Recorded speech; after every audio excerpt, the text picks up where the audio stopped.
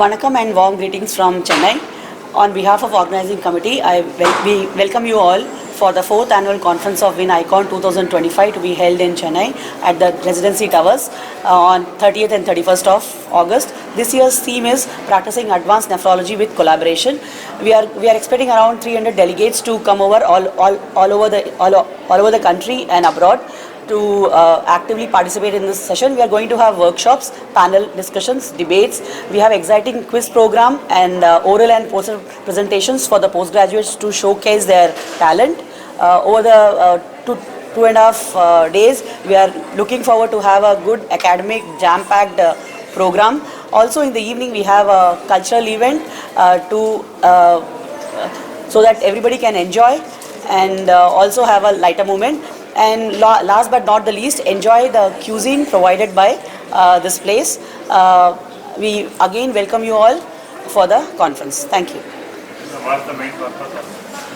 Main purpose of holding this conference is to showcase the talent of female nephrologists throughout the country and bring them together, social networking and bringing out the research activities and collaborate with international delegates also.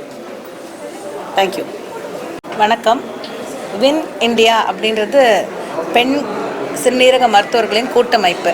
அகில இந்திய அளவில் இந்த கூட்டமைப்போட 4வது வருடாந்திர மாநாடு இப்போது நடந்து கொண்டிருக்கிறது.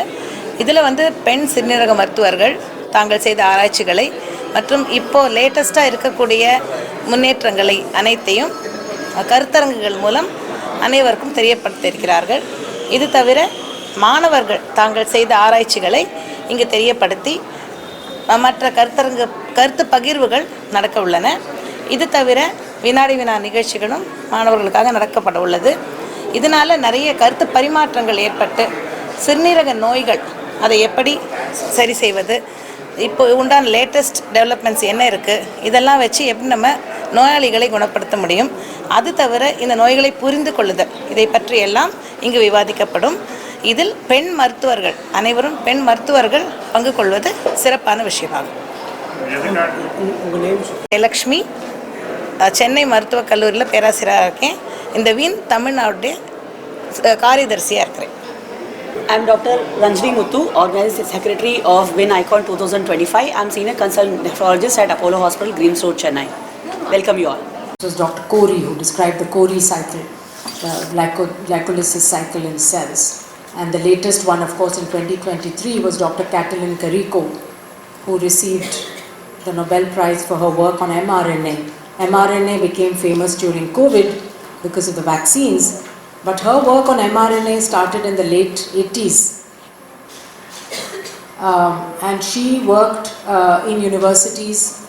She was Hungarian. She's Hungarian by birth, but she emigrated to the US so that she could carry out her research. But she was discriminated in the sense that she was not really encouraged. Nobody thought that there was any future in mRNA. And she also in her autobiography has described all the challenges that she went through, and many of them were related to being a woman, because she also had a male colleague working on mRNA, and while his position was secured by the university, I think it was Philadelphia at that time, but she was constantly being asked to move because she could not bring grants, and her salary was not being supported by the university. But despite all that, for 30 years she persisted in working on mRNA, and that eventually led to a vaccine during a pandemic which nobody expected, a vaccine in a record period of time. Within a matter of under 12 months, we had not one but multiple vaccines. Of course, the 2 mRNA vaccines were used very widely across most of the high-income countries, and in the rest of the world, including India, we had other vaccines like the adenovirus vectored vaccines and the killed inactivated vaccine and the other protein subunit vaccines. But so the lessons from Katalin Kariko's work really show that sometimes it can be very, very hard, your life, and you have to be very committed to that particular area and believe in it. It has to be your passion for you to continue, but you never know when the reward will come. And I'm sure she did not, in all these years that she worked on it, did not expect that her work would, in one day during a pandemic, save millions of lives or that she would receive a Nobel Prize. She did it because she believed that there was scientifically that it was possible to use mRNA to deliver not just vaccines but any antigen that you want to deliver. And today mRNA platform is being used to develop many drugs, vaccines for other diseases as well as monoclonal antibodies that we can use. So sometimes a career in research need not be rewarding always, but you always get small rewards and small satisfaction when you do research. So I was very happy to hear about the registry that you are running. I think registries can give a lot of information. They're very important. I know when I was DG ICMR that we were supporting several registries for stroke, for myocardial infarction, for psychiatric conditions, because what happens in busy hospitals, particularly in government but also in private hospitals, is that enough attention is not paid to the maintenance of records. And the big difference, I think, between countries like us and say that very highly developed countries, particularly if you look at the Scandinavian countries, the medical records are so complete, the birth and death registries are so complete that you have all of the data that you need to do analytics, and from year to year you can look at the changes that are happening in the disease burden, in the causes of death, in what's happening to people's health. You can keep a close tab on it, and therefore the policy also can be modified and altered as per the current needs. Now, when I was in ICMR, we discovered that we did not have a disease burden estimation of disease burden in the country state by state. So in 2017, we released, in collaboration with Global Burden of Disease at the University of Washington in Seattle. As you know, the IHME has been doing the GBD work now for over 20 years. A very valuable work. A lot of it is based on modeling where there's no data. So we partnered with them and the Public Health Foundation of India and released, the Vice President of India at that time released the report, which showed state by state the disease burden. So for the first time it became very obvious that the southern states in India had already undergone an epidemiological transition way back in the early 90s, and that the leading causes of death were non-communicable diseases. Because when you take India as a whole, you take an average, it really does not represent the population.